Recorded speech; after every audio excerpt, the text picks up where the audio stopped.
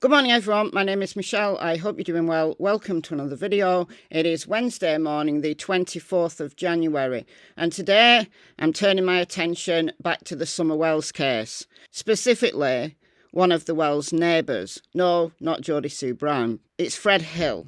Fred's in jail at the moment, but when he was living on Ben Hill Road, and sidebar, he is the grandson of Ben Hill, who the road is named after.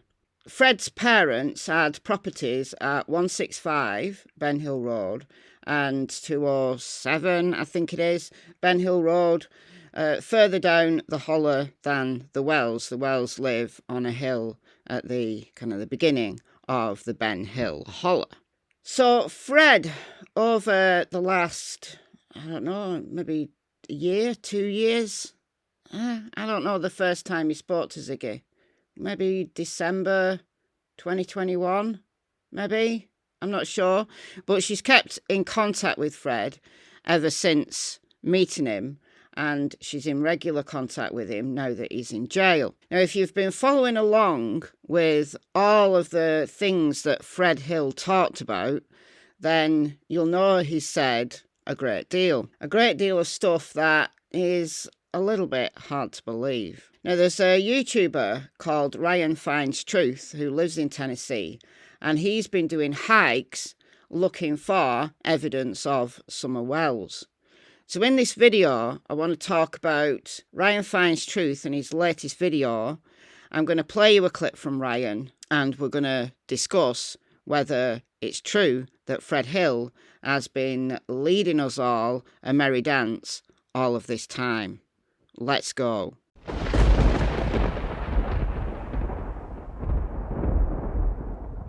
We don't believe that to be the cave that Fred claimed Cotton fell from trying to reach, because it's too close to a waterfall that people frequent often. So we thought most likely the actual cave is somewhere between Logger Falls and the trash pile at the other end of the creek. When we got home from this hike, I started creating a shared spreadsheet to accept volunteers to search sections of each side of the trail, of each side of the creek, over the next month or so.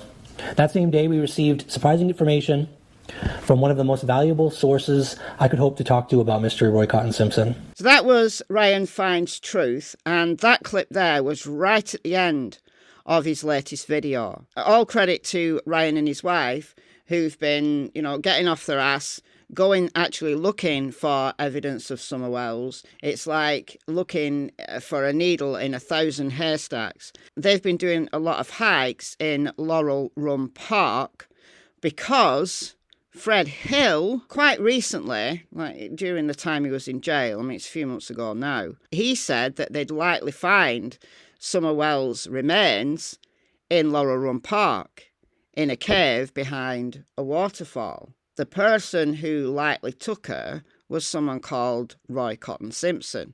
Listen to what Fred said. I don't think for a second that you're involved in Summer Wells' case. I think that Andy Bernard is, and I don't... Well, no.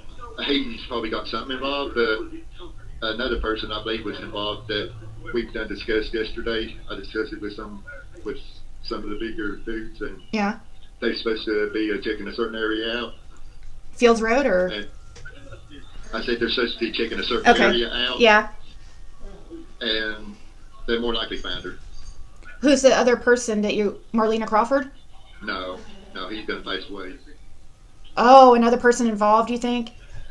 Yeah. Are you thinking who, Rick or Earl Taylor? No, it was Cotton Simpson.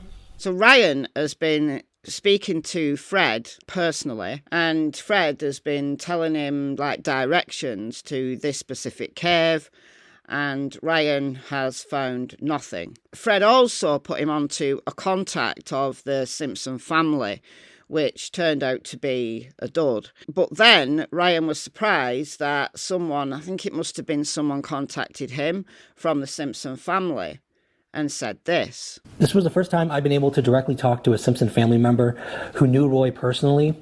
Anytime before this, I had to work through a third party, but finally I was able to ask questions about this situation.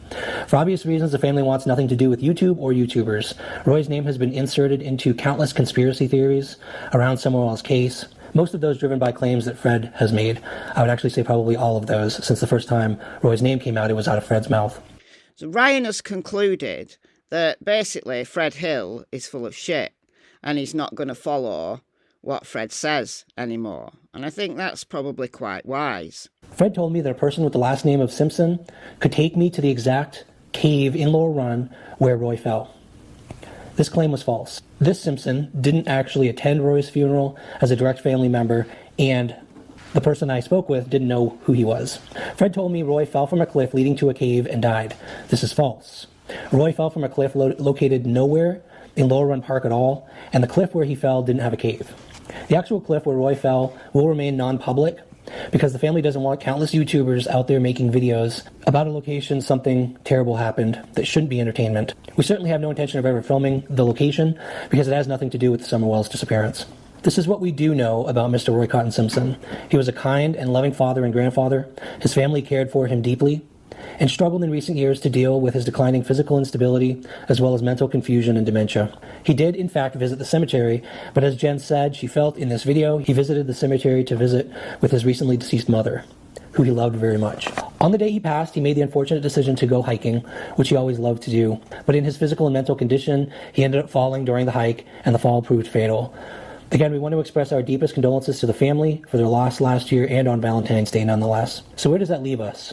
Do we continue searching for the cave that Fred claimed Roy fell from in Laurel Run? A cave that may or may not exist in a location that we now know was not where Roy Simpson had his accident. And why exactly was it so important to Fred Hill that I find a cave in Laurel Run? Is it because he knows there's probably a cave in that location and that it will be empty? One clue comes from a text Fred sent me the day that he tried to get me to meet with this Simpson person to take me to the Laurel Run cave. He wrote the words, "Clear our name." Why would he think that finding an empty cave would clear his name? Is he hoping that I'll show everyone that the alleged cave is empty and that when and if it ever comes out, that law enforcement actually found evidence somewhere that the public will think he's being framed? If so, then Fred is far more clever than I think any of us have ever given him credit for. Fred, from the confines of prison, has been crafting a story on YouTube for public consumption without ever having to create a single video himself. For our part, I have already spent an entire year in Laurel Run chasing Fred Hill's ghosts.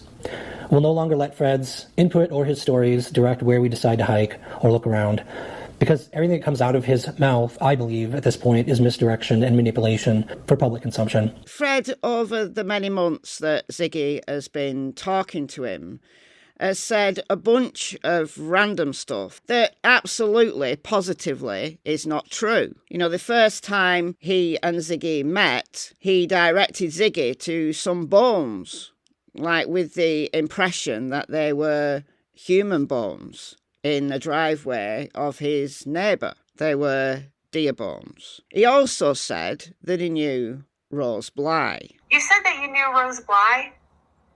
No, I didn't know her. No, I just know when they moved in here and stuff, that when they set the prostitution ring and stuff up over here, that she was involved in it and stuff. Wow, so Rose actually lived up there for a while, you think?